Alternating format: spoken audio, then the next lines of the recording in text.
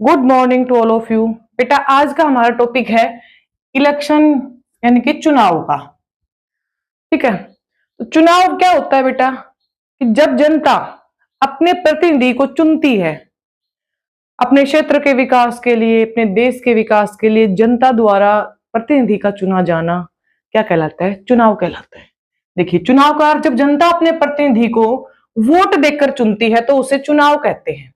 ठीक है, वोट डाल करके जब जनता अपने प्रतिनिधि को चुनती है तो उसको क्या कहते हैं बेटा? चुनाव कहते हैं। अब लोकतंत्र में जनता चुनाव के माध्यम से सरकार बनाती है। लोकतंत्र क्या होता है बेटा? लोकतंत्र होता है जनता का, जनता के द्वारा, जनता के लिए चुना हुआ शासन। यानी कि लोकतंत्र में जनता जो है अपने शासक को चुनती है, अपने जो है उम्मीदवार को चुनती है। अब देखिए, राजतंत्र में क्या था बेटा कि राजतंत्र में राजा शासन करता था और उसके बाद पीढ़ी दर पीढ़ी उसी का ही जो है शासन रहता था। लेकिन लोकतंत्र में एक ही हर व्यक्ति को मौका मिलता है, ठीक है, और जनता को भी मौका मिलता है कि अपने शासक को चुने।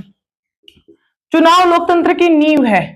अब चुनाव जो है वो लोकतंत्र की नींव है, यानी कि सफल लोकतंत्र तभी हो सकता है जब जो है जनता चुनाव वोट डाले, यानी कि चुनाव के माध्यम से अपने उम्मीदवार को चुने, अपने प्रतिनिधि को चुने।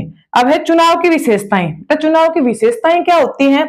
सार्वभौमिक वयस्क मताधिकार। सार्वभौमिक वयस्क मताधिकार का मतलब है भारत देश का जो नागरिक है वो 18 साल की उम्र जिसकी हो चुकी है उसको वोट डालने का अधिकार है।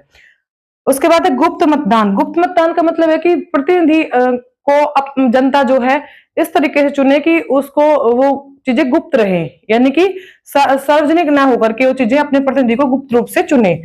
नियमित चुनाव, यानी कि हर 5 साल में, लोकतंत्र में हर 5 साल में कोई विशेष परिस्थितियां होने पर चुनाव जो है जल्दी या लेट हो सकते हैं, वरना हर 5 साल में जो चुनाव होता है इसलिए नियमित चुनाव है। स्वतंत्र एवं निष्पक्ष चुनाव। स्वतंत्र एवं निष्पक्ष चुनाव का मतलब क्या है बेटा कि जो भी जनता है स्वतंत्र होकर के, बिना किसी के अनावश्यक दबाव के और बिना किसी तरीके से पक्षपात किए हुए और अपने प्रतिनिधि का चुनाव करे। अब है बहुदलीय व्यवस्था। इसमें बहुत सारी पार्टियां होती है, ठीक है, बहुदलीय व्यवस्था यानी कि बहुत सारे दल होते हैं, दल यानी पार्टी होती है। तो ये है चुनाव की विशेषताएं।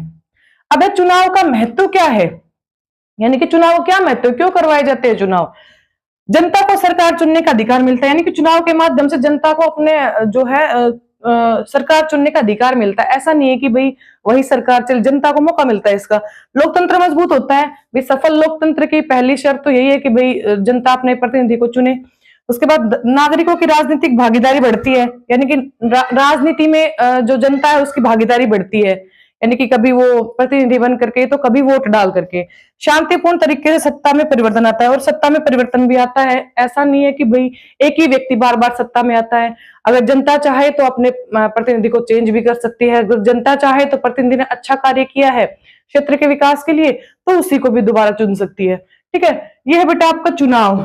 ठीक है, चुनाव, पहले चुनाव देश में कब करवाए गए थे? पहले चुनाव बेटा 1951-52 में हुए थे। ठीक है, पहले चुनाव 1951-52 में हुए थे और प्रथम चुनाव आयुक्त सुकुमार सेन थे। चुनाव आयुक्त के बारे में बेटा हम आगे पढ़ेंगे। तो आई होप ये क्लास आपको समझ में आ गई होगी। इसको आप अपनी फेयर नोटबुक में नोट डाउन करेंगे और लर्न करेंगे। Thank you and have a nice day.